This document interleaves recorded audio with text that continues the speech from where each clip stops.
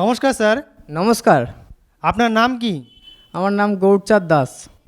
আপনি কবে সন্ত রামপালজি মহারাজের কাছ থেকে নাম দীক্ষা নিয়েছেন? আমি 6 নভেম্বর 2024-এ গুরুজি শরণে এসে নামদান কেন্দ্রে নাম নিয়েছি। সন্ত রামপালজি মহারাজের কাছ থেকে নাম দীক্ষা নেওয়ার আগে আপনি কি কোনো ভক্তি সাধনা করতেন? ভক্তি সাধনা করতাম। ভক্তি সাধনা বলতে যেমন বিদর্শন সাধনা বুদ্ধদেবের, তারপর বিপাসনা, তারপর ক্রিয়াযোগ সাধনা, 3 রকম সাধনা আমি করেছি, কিন্তু ওতে আমার মনোতৃপ্ত কিছু হয়নি। তো কিছুদিন করার প্রথম ভালো লেগেছে, কিছুদিন করার পর মনে হচ্ছে আমি একটা বৃথা চেষ্টা করছি, এখানে আমার কিছু লাভের কিছু আশা পাচ্ছিলাম না, তাই আমি ছেড়ে দিয়েছি ওসব। তো এইসব সাধনা করতে করতে সন্ত রামপালজি মহারাজের স্মরণে আসার যে কাহিনীটি, সেটা একটু আপনি আমাদের দর্শককে বলবেন। আমি 2018 সালে জ্ঞানগঙ্গা বই পাই, এবং এটা আমার একটা বন্ধু আমাকে দেয় জ্ঞানগঙ্গা বইটা। তো জ্ঞানগঙ্গা বইটা প্রথম পড়ে যখন দেখি যে প্রথমেই আছে যে একবার মদ খেলে 70 জন্ম কুকুর হতে হয়, তারপরে কিন্তু বইটা আমি বন্ধ করে রেখে দিই। মানে তখন আমি নেশা খুবই করতাম, অল টাইম নেশা করে থাকতাম। তা প্রথমেই যখন নেশার বিরুদ্ধে কথা বলেছে তখন আমার ওটা ভালো লাগে না, আমি বই বন্ধ করে রেখে দিয়েছিলাম। পরেই পরে সাধনার দিকে খোঁজ ছিল, কিন্তু নেশাটাকে আমি খুব প্রিয় করে নিয়েছিলাম, তার জন্য ওই বইটা আমি বন্ধ করে দিয়েছিলাম, কিন্তু সাধনার খোঁজটা ছিল। তারপরে বিদর্শন সাধনা, বিপাসনা সাধনা, যেমন এস.এন. গোয়েঙ্কা বিপাসনা সাধনার কথা বলতো, আমি চেষ্টা করতাম। এবং বুদ্ধদেবের তামফুলুক কাবায়া স্যাডু একটা লেখা বিপাসনা বই, যেটা বুদ্ধদেবের সাধনা, ওই বইটা অনুযায়ী আমি সাধনা করেছি, কিন্তু একটা সময় মনে হচ্ছে এগোনা বৃথা, এগোনার দ্বারা কিচ্ছু হবে না বা এগিয়ে যাওয়া যাবে না। এইসব আবার ক্রিয়াযোগ আশ্রমেও গেছিলাম, যোগী সত্যম, এলাহাবাদ, যেখানে আমাদের জায়গাটার নাম হচ্ছে এলাহাবাদের এই ত্রিবেণী সঙ্গম যেখানে আছে ওই পাশে যোগী সত্যমের আশ্রম আছে, ওখানেও গিয়ে আমি বেশ কিছুদিন ছিলাম। তা ক্রিয়াযোগ সাধনা করেও আমার কোনো কিছু হয় নাই, আমার মানে মনোতৃপ্ত হয়নি যে এই সাধনা করে যে আমরা আগে ঈশ্বরের স্মরণে পৌঁছাবো বা মোক্ষর লাইন, সে আমি কিছু বুঝতে পারিনি। তারপরে সব ছেড়ে দিই, সব সাধনা ছেড়ে নিজের মতো চলতাম, কোনো কিছুতেই কিছু হয় নাই, নিজের মতো চলতাম। মদ মাংস খুবই খেতাম, তা এই খেতে খেতে অল টাইম নেশাগ্রস্ত থাকতাম।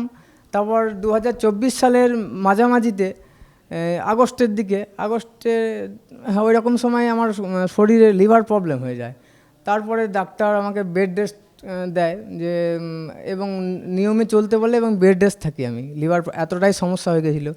তার ওই সময় আমাকে এক ভক্ত, রামপালজি মহারাজের ভক্ত নারায়ণ দাস নাম, উনি আমাকে এই রামপালজি মহারাজের কথা বলেন।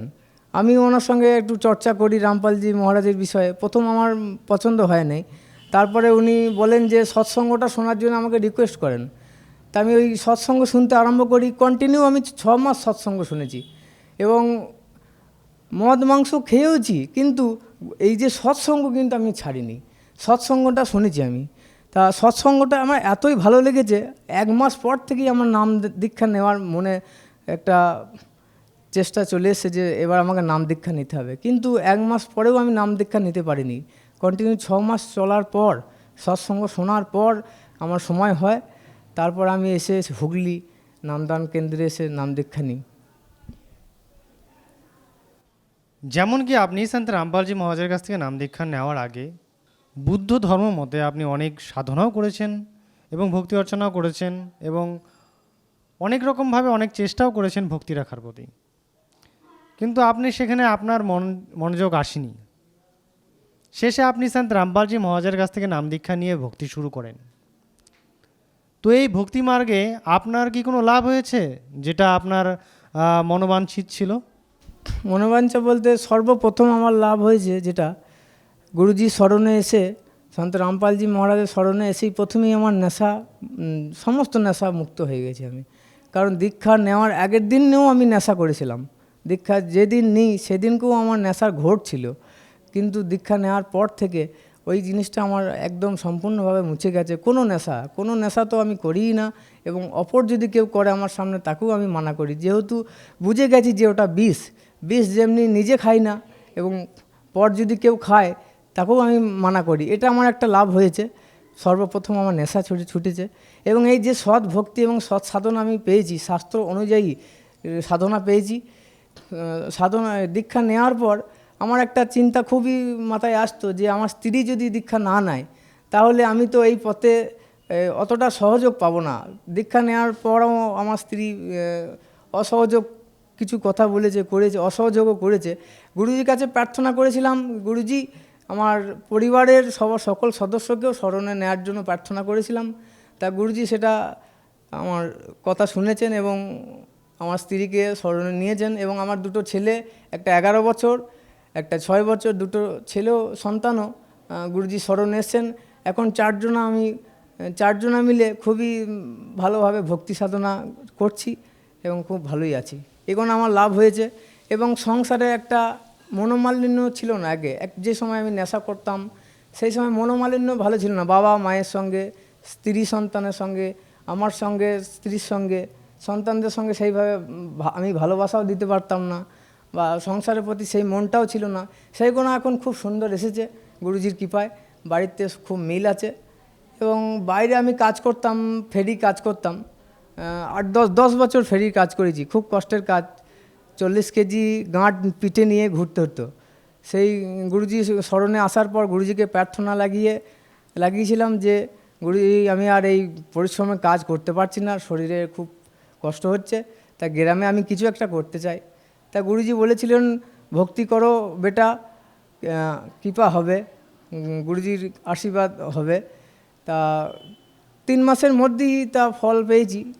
একটা দোকান আমি গ্রামে করেছি, টেলিকমের দোকান, তা গুরু কৃপায় চলছে। এই লাভ পেয়েছি, সাংসারিক লাভও পেয়েছি, অনেক কিছু লাভই পেয়েছি গুরুজির স্মরণে এসে। স্যার, আমরা দেখেছি যে সন্ত রামপালজি মহারাজের কাছ থেকে যারা নাম দীক্ষা নেয় তাদের আর কোনো লাভ যেরকম হচ্ছে সর্বপ্রথম তারা যে নেশাটা করছে, যেটা আজকে যুব সমাজের প্রতি একটা অভিশাপ বলে মানা হয়। কারণ যুব সমাজে আজ প্রচুর পরিমাণে নেশাপ্রাপ্ত হয়ে নেশাতে একদম বিলুপ্ত হয়ে যাচ্ছে যুব সমাজ, যার জন্য আমরা মানে একটা ভালো সমাজকে নষ্ট করছি। এই সমাজে যারা আজকে নেশাতে বিলুপ্ত হয়ে আছে তারা সন্ত রামপালজি মহারাজের কাছ থেকে নাম দীক্ষা নিলে তারাও কি সেই নেশা থেকে মুক্ত হতে পারবে, যেটা একটা সমাজকে ভয়ঙ্কর দিকে নিয়ে যাচ্ছে? অবশ্যই মুক্ত হতে পারবে। কারণ যখন আমি দীক্ষা নেওয়ার আগে যখন সৎসঙ্গ শুনতাম তখন গুরুজি একটা কথা বলতো যে জীবের কোনো সাধ্য নেই, এই নেশা থেকে মুক্ত হওয়ার জীবের সাধ্য নয়। এটা পরমাত্মার কৃপা যদি হয়, পরমাত্মার কৃপাতেই কিন্তু এই নেশা মুক্তি হবে। অবশ্যই যে ভক্ত পূর্ণ আত্মা গুরুজির স্মরণে আসবেন অবশ্যই তার যে কোনো নেশা থেকে মুক্ত হবেন, এটা আমার বিশ্বাস। নিজেকে দিয়ে আমি এটা পরীক্ষা করেছি। আচ্ছা, আমরা আপনার কাছে এটা জানতে চাই যে সন্ত রামপালজি মহারাজের কাছ থেকে যারাই নাম দীক্ষা নেয় তারাই তাদের পুরনো নেশা, যত পুরনো নেশাই হোক না কেন, তারা ছেড়ে দিচ্ছে, নেশাকে ঘেন্না করছে। তো এরকম কি জড়িবুটি দিচ্ছে সন্ত রামপালজি মহারাজ আপনাদের নাম দীক্ষাতে যে আপনাদের পুরনো নেশা যে আছে সেগুলো একদম নির্মিষে শেষ হয়ে যাচ্ছে? আমাদের দর্শককে খুলে বলুন। কোনো জড়িবুটি কিছু না, তা উনি সৎ সাধনা দিচ্ছেন এবং সৎ মন্ত্র দিচ্ছেন। যে মন্ত্রের পাওয়ারফুল মন্ত্র আমাদের দিচ্ছেন উনি, ওটা সদ্গুরুজির কৃপায় আমাদের সমস্ত নেশা আমরা থেকে মুক্তি পাচ্ছি। আর যে অদ্বিতীয় তত্ত্বজ্ঞান আমাদের গুরুজি দিচ্ছেন, এই নেশাকে এই তত্ত্বজ্ঞানকে আধার করে এই নেশা একটা কেটে যাচ্ছেন। কারণ এই তত্ত্বজ্ঞান হচ্ছে বলেই আমরা বুঝতে পারছি নেশা একটা বিষ জিনিস। এই বিষ যেমন আমি নিজে খাবো না এবং কাউকেও খেতে দেবো না, এই জ্ঞান আমাদের গুরুজি করাচ্ছেন, এটাও একটা পয়েন্ট। আচ্ছা, আমরা জানতে চাই যে সমাজে এখনও কিন্তু অনেক ব্যক্তি আছে যে পুরনো নেশা করছে, তারা নেশা ছাড়তে চাইছে কিন্তু তারা কোনো মতেই তারা নেশা ছাড়তে পারছে না। তারা হয়তো নেশামুক্ত কেন্দ্রেও গিয়েও বিফল হয়ে চলে আসছে। তো তারা যারা নেশা ছাড়তে চাচ্ছে তাদের জন্য কিন্তু এইটা একটা ভালো পয়েন্ট যে সন্ত রামপালজি মহারাজের নাম দীক্ষা নিলে পরে তাদের সেই পুরনো নেশাকে ছাড়তে পারবে।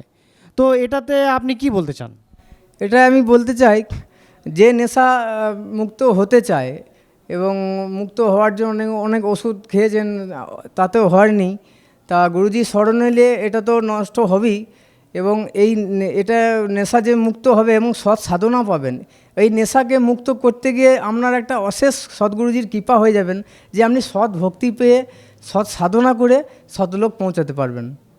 আর এই সৎ সাধনা গুরুজির কাছে নাম দীক্ষা নিলে আপনার নেশাও তো কাটবেই এবং সৎ সাধনার ফলে আপনার মুক্তিও হবে, সৎলোকও পৌঁছাবেন।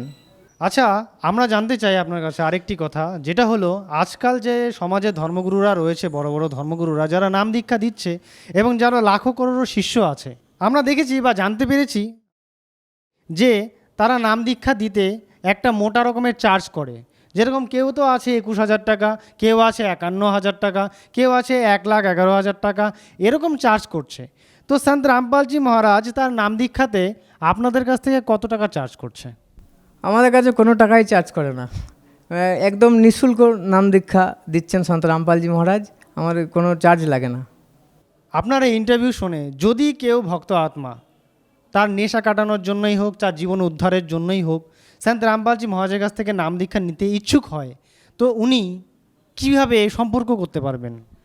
ইউটিউবে এখন সন্ত রামপালজি মহারাজ সৎসঙ্গ সার্চ করলে ইউটিউব থেকে পাওয়া যাবে। ওখান থেকে সৎসঙ্গ শোনার সময় নিচে নাম্বার দেওয়া থাকে, হলুদ পট্টিতে নাম্বার দেওয়া থাকে, ওখান থেকে নাম্বার নিয়ে যোগাযোগ করতে পারেন। এবং সৎসঙ্গ যে টিভিতে সন্ধ্যা চ্যানেলে সন্ধ্যার সময় দেয় 7:30টায়, ওখানে সৎসঙ্গ হচ্ছে, ওই সময় নিচে হলুদ পট্টি যাচ্ছে, ওখানে নাম্বার দেওয়া আছে। এবং সন্ত রামপালজি মহারাজ অ্যাপস আছে, এই অ্যাপস থেকেও আপনি কাছাকাছি নামদান কেন্দ্রের মোবাইল নাম্বারও পেয়ে যাবেন। মোবাইল নাম্বারে যোগাযোগ করলেই আপনি ওখান থেকে নাম দীক্ষা নিতে পারবেন। স্যার, আপনার জীবন কাহিনী আমাদের চ্যানেলকে বলার জন্য এবং সময় দেওয়ার জন্য অসংখ্য ধন্যবাদ। ধন্যবাদ।